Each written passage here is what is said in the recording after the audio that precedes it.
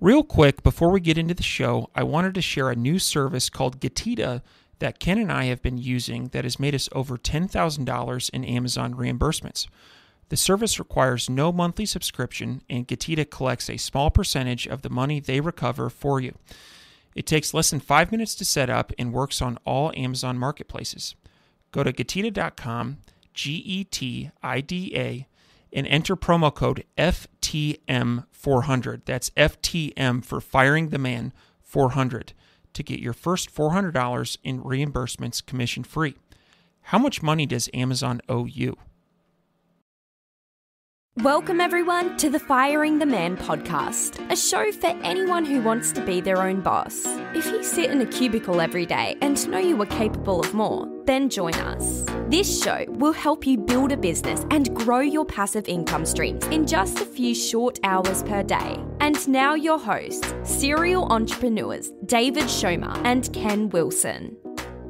Welcome, everyone, to the Firing the Man podcast. On today's episode, we are joined by John Muscarello, a seven-figure e-commerce seller and founder of SideHustleExperiment.com. Today, we will be discussing John's path in entrepreneurship that started by selling furniture on Craigslist to eventually firing the man in 2019. John now runs his own e-commerce business full-time, where he focuses on Amazon and eBay. Welcome to the show, John. Thank you so much for having me. Absolutely. So to start off the episode, can you please share with our listeners a little bit about your background and in your path to becoming an e-commerce entrepreneur? Yeah, so I started, as you said, flipping furniture. I really just got inspired. I had some issues with the man over a raise that I didn't get, and that kind of sparked the journey. And I saw Gary Vee. This was right around the flip challenge. I don't know if you guys remember that. Basically, you had to flip like $100,000, like 2019 or something like that. So I did that, and I was like, oh, you know what? I don't know. I always thought reselling was weird, or I don't know what it was. But then when I started him going to garage sales and like, this guy's a millionaire negotiating like a 25 cents off like a stuffed animal, I was like, this is interesting. Like I could do this. Like if he's doing it, why can't I do it? And then I just started with furniture, started doing Craigslist to Facebook Marketplace. This is right around where Facebook Marketplace was kind of new. It was kind of like the wild, wild west. You could get like so much higher prices there. And then I'm originally from New York. I live in Pennsylvania right now. And I went home for the holidays and people wanted to buy furniture. And I was like, okay, like no problem. I'll be back in 5 days. And they're like, nah, like we need it now. And I missed out on like $2,000 or $3,000. And I was like, man, like I need something that like I don't have to physically be there. You know, furniture is big and bulky. Like I live in an apartment. Like this at the time, like not working. Well, it was working, but like it's not how I wanted to grow it. Came across a YouTube video on how to sell books on Amazon. Kind of thought it was a scam, but like I'm a big like follow the process kind of person. So I just followed the process, started scanning books, and then the first batch, they sold, I don't know, like 3 weeks later. And I just basically went all in, thrifting for about a year, then eventually graduated to bulk books, got a warehouse, that whole thing, bulk books. And then when restock limits kind of hit, I just didn't want to do merch fulfilled books. And like, that's kind of, you need to do that now if you're going to do bulk. And I didn't want to do that. So I transitioned to online arbitrage, and that is my entire business right now. So it sounds like you started Gary Vee with the challenge, kind of sparked you, and you're like, oh, let me check this out. So you did that. You were like, yeah, this is it. And then started on Amazon selling books, and then ramped it up from there. Then you noticed, let me try online arbitrage, retail arbitrage. Maybe it's not there. It's not a good fit. So now in 23, where do you see the most opportunity? Do you see the most opportunity in online arbitrage? And what are some things that you've like stopped spending time on at all besides maybe reselling books? I mean, is there anything else that you stopped and ramped up more time on something else? All online arbitrage. We kind of stopped doing eBay as well. Just really doubled down. I just realized I was trying to run the book business, the online arbitrage business, an eBay store, and then like merch fulfilled, and then all the social media stuff. And it just was not working. So I just doubled down on online arbitrage, and that's kind of when everything changed. I do think online arbitrage, there's definitely still a lot of opportunity. it's kind of one of those things where I've been doing this almost 5 years now. And you could definitely just see like trends. Like to be a bookseller used to be like really cool. And then you go to bulk books and that's even cooler. Now no one wants to be a bookseller. Then the rage was like RA, and now it's online arbitrage. And now online arbitrage people are going to wholesale. So I think a lot of opportunity. It seemed like almost online arbitrage was almost becoming like a little saturated. But now a lot of those people want to go the wholesaler route. So I do think there's going to be a ton of opportunity at online arbitrage. So yeah, I definitely think there's a big future in online arbitrage, and it's a little easier for just like the normal person to get started doing online arbitrage because like you don't have to open a whole, like you could literally just go to like Walmart.com and just start buying stuff. Like if you work during the day, you could do it at midnight or you could do it in the morning. Like it doesn't matter. So I think that's a really good place for people to start. One follow-up question for the listeners that maybe I think a lot of our listeners focus on private label. So for the listeners that maybe have no idea what OA or online arbitrage is, can you maybe give a 10,000-foot view of like step 1 through step 7 of how that process works? So online arbitrage, private label, obviously you create your own brand or an iteration of something you know of. Online arbitrage is the total opposite. So you're basically selling an established brand. So if you were selling like, let's say Nike has a sale on their website. Let's say they have like, let's just say like, I don't know, the new hottest sneaker is on sale. It's like 50% off. You buy it for $50. It's selling on Amazon for $150. So you're going to buy it. It's going to come to your house or a prep center. I use a prep center. And basically what you'll do is you'll send it to Amazon warehouse. And then once someone buys it for $150, then you kind of split after fees and stuff, whatever Amazon does. So basically you're selling already established brands. You don't have to do any advertising or PPC or kind of bring awareness. Everyone knows what Nike is. You're really just taking advantage of these companies that spend billions of dollars on marketing over the last 20 years and just kind of finding these little opportunities when stuff's on sale, or people just spend more money on Amazon because it's just more convenient. What kind of spread are you looking for on? So you're going out and let's stick with the Nike shoe example. So you're buying at 100, you're selling at 150. Obviously, Amazon's going to take their cut, their 15% cut or whatever category you're in. I don't know if you would have PPC, but what's the spread that you're looking for between buying and selling? So typically we're looking for 30%. For apparel, it's more closer to 40% because of returns. Our whole business was apparel probably last year. Now we're really getting out of apparel just because of the returns are just brutal. And there's a lot of other opportunities like health, beauty, just everyday items that people are going to buy, especially who knows what's going to happen with the world, but you just kind of want essentials and stuff. Like not everyone's going to buy those hype shoes should something like we go into a recession or whatever is going to happen. So it's more essentials for me. So yeah, I'm looking for usually 30%. And then like anything else, I'm sure you guys have like, the rules are always breakable in certain situations. So there's definitely some situations if you can move volume, like I'll take like 15, 20%. If it's easy to buy, like I'm not touching it if prep center is doing it. So if the numbers make sense, I'm also fine to do that. Now, are there ever any instances where you're drop shipping? So making the sale, drop shipping from the site that you would initially buy, or is that a different thing? No, that's different. I think that's against Amazon's terms of or I don't know how you have to do it legit, because I think there's actually prep centers that are like you could drop ship and they kind of like change out the box or whatever. Yeah, I don't do that. So John, you're purchasing these Nike shoes, Walmart.com, or wherever you're getting them on clearance, and then you're directly shipping them to the prep center. They go directly into Amazon FBA, right?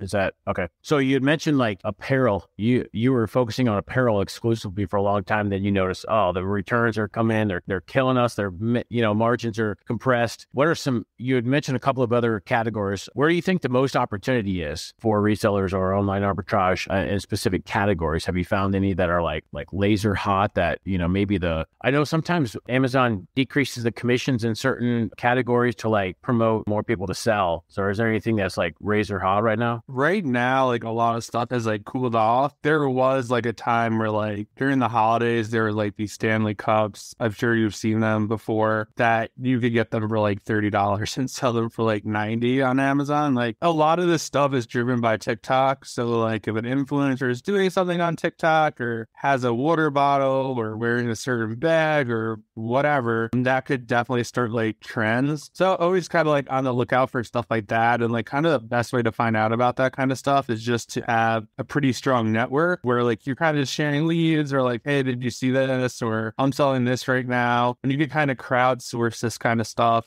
You can get data much quicker than like testing it yourself. So I think, yeah, there's a lot of opportunity in pretty much any category. I like to tell people like start with what you know. You know, if you're really into video games, I'm sure you know like when a hot release is coming out or what's hard to get or whatever. I don't know anything about video games, but I think like if you start with, you know, or stuff you normally buy, because like you know when the sales are, you kind of know like the best place to get that. So that's always kind of like a good place to start. Yeah, I really like that advice, like sticking into the lane that you know, so you don't make decisions. You know, you'll have like a competitive advantage over other resellers that, you know, they don't know that category. Another question is, you know, you're shopping and you find a good deal and it's the margin is 50%. You can make a 50% margin. How deep do you go? Do you just buy one? What if they have 10 of them? Do you buy all 10 and how do you like calculate that? So when I started, I was definitely more conservative because I didn't really know what I was doing. So now like kind of the test buy process for me is basically if it's under $50, I'll buy like 10 or 12. Anything over 50 is probably like 8-ish. And then anything over like 100, it just really depends on kind of if I know the brand or I've never sold. It just really depends. It's probably like 5 or 6. And then if the test buy goes well, then I'm probably like doubling or tripling the test buy. At this point, if I could still get it, I think a lot of people fall into the trap of, oh my God, like this sale, like it's not going to happen again. Like they always happen again.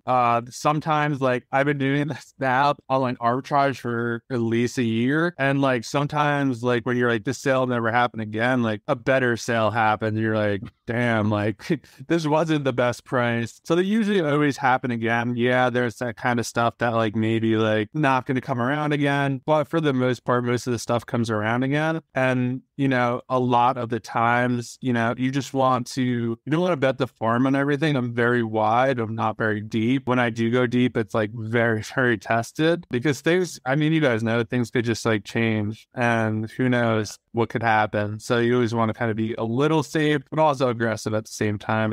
You just got to go with your risk tolerance. Okay, fair enough. One more quick one, then I'll bounce it over to David. That just got me thinking earlier, like when you said, oh, like the trending thing, like online arbitrage, you definitely want to try to catch a trend because the velocity is just going to spike, BSR go crazy. Do you ever look at the, I think Amazon, it's not super relevant to private label, but definitely for resellers is they release, I think it's a weekly Amazon search term volume, and you'll see like weird search terms up there, you know, like, and I think like, oh, you know, maybe this like TikTok influencer pushed out this huge thing. And so everybody's on Amazon looking to buy it. Do you ever look at those? I don't, but I think I might have to start doing that because that sounds like there could be like a lot of good data in there to kind of either look at or like to generate ideas of like other stuff that I could buy. It popped in my head and I was like, oh, I wonder if that's it. David, over to you. Yeah, I've been making a habit of looking at that, and it's kind of funny to see what's trending. Like last week, I think it was Cardi B lip gloss, but it's different. Like there's nothing that shows up in the top 10 like consistently. And so anyway, yeah, that'd be a good spot to check out. So anyway, let's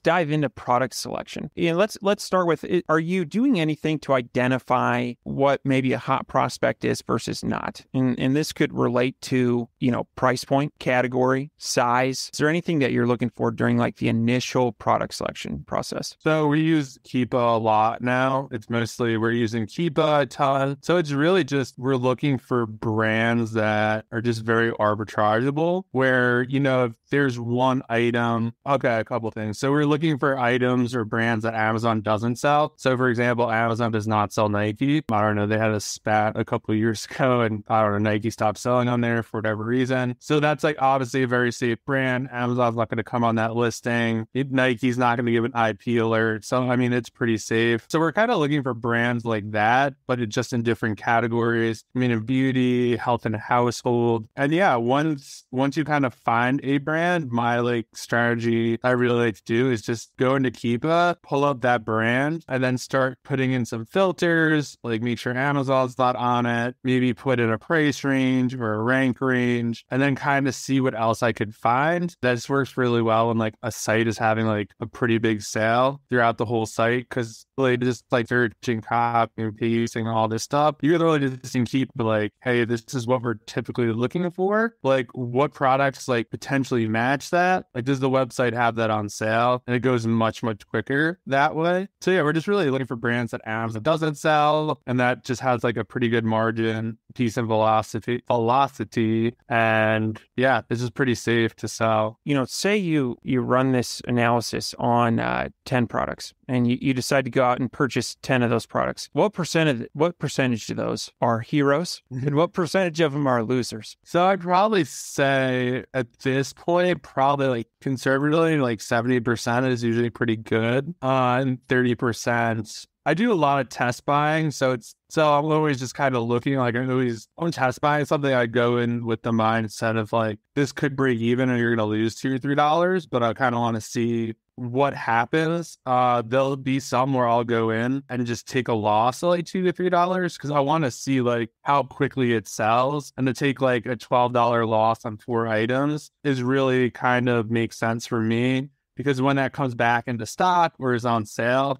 then I'm going to buy like 20 or 30 of them because I have like data saying it sells at this price point or it doesn't or whatever. So it just kind of really weeds out things quickly. But yeah, it's about 70-30. Some stuff looks really good, and then a lot of other people come on the listing and the price tanks, or there's just other things that could happen, or the brand gives an IP complaint. But yeah, I would say it's about like 70-30. But when it was like, I would say it was like probably the opposite when I got started. It's probably like 30-70. Okay. No, that's really good. And I think that's an important metric for people to hear, because if they do try this out, doesn't pan out, that doesn't mean that it's a failure. Most people that get into this, their first product does not go great. And so, but if you stick with it, like there is a percentage of them that do very well. So appreciate you sharing that with us. So the last question I have on product selection is, do you have any products that it's consistent every month you're ordering 10, selling 10, or is it more likely to kind of have like, here's a one-time sale, I'm going to capitalize on this, but there's a chance once I sell out of these, I may never do this again?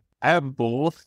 I would say having things that you could probably sell every month is a little bit more on like the rare side. I do have some of them, but it's more like I almost look at it, Amazon and Keep It charts almost as like the stock market. Like you're just looking at the prices, you could see the charts, like a lot of the stuff that we do. So if let's say we buy like 10 or 20 units and they all sell out, before we're going to order like 40 or 50, we're looking at the Keep It chart. We want to see, has the seller account went up? Is the price still stable? Kind of all that kind of stuff. And if the answer is no, then we kind of just table that, and then we'll look back in 2 or 3 months. And usually the price does recover, the seller account goes down, and then that's when we'll buy like the 40 or 50. Like we know the 10 or 20 sold, and as like to keep it, the seller count is going down. We're starting to buy like right before it bottoms out. So when it does bottom out, like we'll have stock at Amazon ready to go and kind of sell before everyone catches on. So I feel like we do a lot of that. It's just kind of looking back at old stuff and just like kind of like, okay, like, the offer count's falling, time to kind of double down on this if it went well, and then kind of get stuff in there. And yeah, there's definitely some stuff that's consistent. Most of the stuff that's consistent is like almost hard to keep in stock because it's just hard to get. There's like something we're trying to get now that it's just been looking for like the last 2 or 3 weeks. It's only one store sells it, and like they've just been out of stock. And so just waiting for that to come back in stock, and we're just buy as much as we can. Next question I have is, now for all the listeners listening to this and thinking like, oh man, how would I keep up with like so many of these products, scanning around, finding them all? Are you in spreadsheet land, or do you have software tools that you use to find these and keep track of all of those? Mainly spreadsheets, Google Sheets. We use a plugin called Sellerant, and basically it's like an on-screen calculator, but it does a lot of other stuff as well. And you can kind of export data into a spreadsheet or to a Google Doc. So we're using a lot of that. There's really nothing that kind of is out there just yet that kind of does all that. I feel like it's just hard. Like there's just so many things people are looking at, or things that could happen. Like ideally, like it'd be great if like my spreadsheet was like a software, and like every day, like, I don't know, it was like somehow pulling in Keepa data and be like, hey, you should buy this right now. Like the numbers change to like what you want them to be, but it's just a lot of manual checking, a lot of stuff. Like we have a sheet that's like out of stock. So these are profitable products, but they're not in stock right now. So a lot of people just pass those up, but like we'll go back and kind of check every week to see like, hey, is this back in stock? And a lot of the times it does come back in stock. Some will buy then. But yeah, it's just a lot of spreadsheets and just trying to keep track. Like we have a list of everything we've ever bought, probably once a quarter. Yeah, about once a quarter, we'll go through that, because there's just a lot of stuff. Like once you get to like a high volume, you just forget about all the stuff you bought, or like brands or certain things. So it's just always like, oh, I forgot about this. And usually we stop buying it because it's not profitable anymore. But usually when we go back, if the seller count has went down, usually we'll buy again, if it makes sense. This next question has to do with your Instagram account. And for those of you to our listeners that don't follow, go follow Side Hustle Experiment. Two things on this. One, you had a post the other day. It said, here's a metric that most Amazon sellers don't track, and that was return rates. And I asked myself, well, for each one of our brands, what's our return rate? And I did not clearly have an answer to that. I would say around 5%, but I couldn't say with any degree of certainty. And that is a big deal. And so this is not a question, more of a shout out. So my question is, on your Instagram profile, it says 7-figure e-com seller and ADHDer. And so as a fellow ADHDer, curious, tell us about the gift of ADHD. Like with Amazon, it's a gift and a curse, because, you know, everything's all over the, like, you just want to, like, your mind is so curious and you're always looking for new opportunities. And sometimes it's just really hard to focus just on what you have in front of you. But I feel like, yeah, the real gift is just like, for me anyway, like just that hyper focus, like just the ability to really just drill down or look at something for 4 or 5 hours and just really get in there and kind of go for it. And then, yeah, I think when you have ADHD too, you're always curious and you're maybe thinking a little bit more outside the box. Like you pay attention to the rules, but like you kind of make your own rules in a certain way, or like things to make like sense to you, you have to do certain things. So for me, I feel like that's kind of like one of the biggest advantages, is just, you know, being able to be like hyper focused for long periods of time. And then I feel like sometimes when you just get obsessed with something, like you just can't let it go, which plays really well into growing a business. Very nice. Very nice. Yeah. The conversation around that has changed. It used to be a disability, a learning disability. Yeah. That's what it was called. And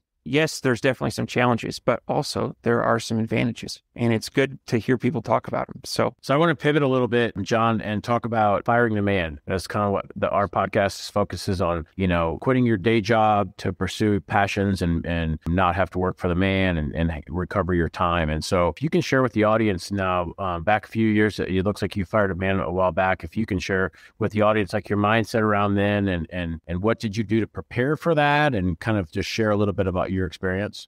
The whole journey started with, I got a job, kind of negotiated like, hey, after like 3 months, if I was doing a good job, they'd give me like X more. I did that or whatever. And then at the end of the year, when everyone was getting raises, they're like, we already gave you a raise. And that kind of like set me off. I was like, no, like we negotiated, like that was like starting salary. Like we're not taught, like, so I was like, you know what, I need to be in control of my money. And that kind of what got me on the Gary Vee path. So what got me to kind of quit my job, I always wanted to work for myself. My my dad was always an entrepreneur. He owned restaurants and bakeries and stuff like that. So I've always worked for him growing up. And basically, yeah, it just came down. I was just tired of like the nonsense at work. Once you have like a side business, it starts to get a little harder as it grows and starts to make money. You're starting to make more money than kind of your salary at work, and you're kind of sitting there like, well, I feel like make this in a weekend. Like, why am I still here? So basically for me to prepare, I kind of wanted, for me, I'm definitely more conservative. So I had 6 months of like personal expenses. I think I had like